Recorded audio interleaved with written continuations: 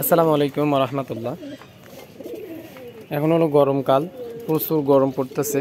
এখন কবুতর যারা পালতেছেন তারা জানেন ভালোভাবে, বা ছোটোখাটো পশু প্রাণী যারা পালতেছেন তারা বুঝতে পারতেছেন যে কী পরিমাণে তীব্রতা গরম এবং পশু পাখির অবস্থাটা কী অবস্থার দিকে যাচ্ছে। সে তুলনায় আমার কবুতরগুলো আলহামদুলিল্লাহ অনেক ভালো আছে। আমি আপনার এই সোলারের একটা ফ্যান লাগিয়ে রাখছি উপরে, জাস্ট নর্মাল একটা ফ্যান।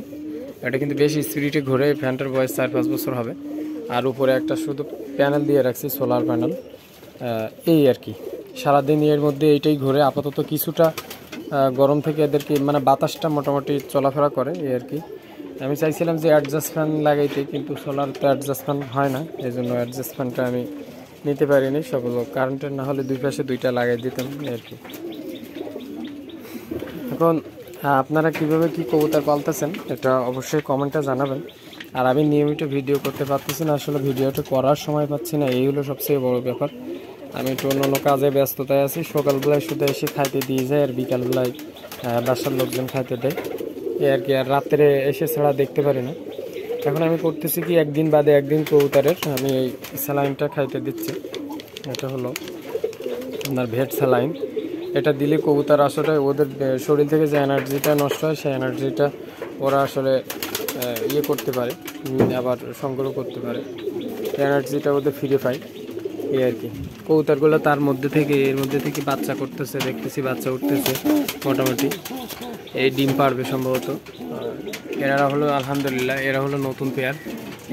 এই হলো প্রথম ডিম। এই হলো এক জোড়া এরা হলো জোর নিয়ে এনেছে, এরা দুইজন এক জোড়ের। এই হলো প্রথম ডিম, এদের প্রথম ডিম পারছে আলহামদুলিল্লাহ। খুব ভালো লাগতেছে, কারণ এই দুইটা বাচ্চার একটা কাহিনী আছে। সেই দুইটা হলো, এই দুইটা বাচ্চা যে কখন গোপনে গোপনে বড় হয়ে যায় আমি নিজেও জানি না, কারণ এরা হলো লুকায়ে থাকতো, আমি দেখিনি। বেশ যখন উঠতে শিখে তখন আমি দেখলাম যে এটা কাদের কবুতর। তারপর পরে বুঝলাম যে দুইটা কবুতর বাচ্চা আমি খুঁজে পাচ্ছিলাম না, সেই দুইটাই এই মানে টপের নিচে কে কোথায় ছিল। এক সম্পূর্ণ পালক উঠে যাওয়ার পরে তাই আমি বুঝতে পারি, এই আর কি। এর যে মা ছিল, এর বাবা এখনো বেঁচে আছে। এর বাবা হলো ওই যে ওই পানি খাচ্ছে ওইখানে। আর এর মা হলো মারা গেছে। এর মা একদম সেম এর মতোই ছিল। আপনার তিনটা বাচ্চা সহ একটা ভিডিও দিয়েছিলাম, ওই সেই ভিডিওতে আছে এর ছোট্টবেলার ছবিটা।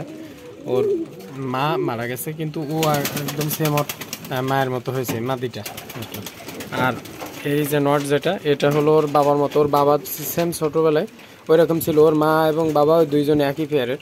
আমি একটা জিনিস খেয়াল করে দেখছি, আমার যতগুলো কবুতর মারা গেছে বা নষ্ট হয়ে গেছে, যে কবুতর মারা গেছে ঠিক ওই কবুতর হয় একটা আসছে একই রকম দেখতে, না হয় আমার বাসার থেকে তৈরি হয়ে গেছে, এরকম আমার সাথে ঘটে গেছে, এই আর কি। এখানে বুনোর বাচ্চা আছে, এখানে একটা বুনোর বাচ্চা, আরেকটা হলো দেশি কবুতরের বাচ্চা, ওই গিরিবাসের বাচ্চা কোরাসের, ওর সাথে দিয়ে দিছি, কারণ তার মা ভালোভাবে খাওয়াইতে পারতেছে না। এইখানে হলো আপনার একটা বাচ্চা আছে কালদমের। কবুতরের বাচ্চা এখন গরমের সময় নিতে চাচ্ছি না সেইভাবে ভালোভাবে। এইখানে ইনি ডিম পারছে মনে হয়, একটা ডিম পারছে। তারপরেও কিছু করার নেই, কবুতর ডিম বাচ্চা দিচ্ছে, আমি আর ওইভাবে ইয়ে করতেছি না।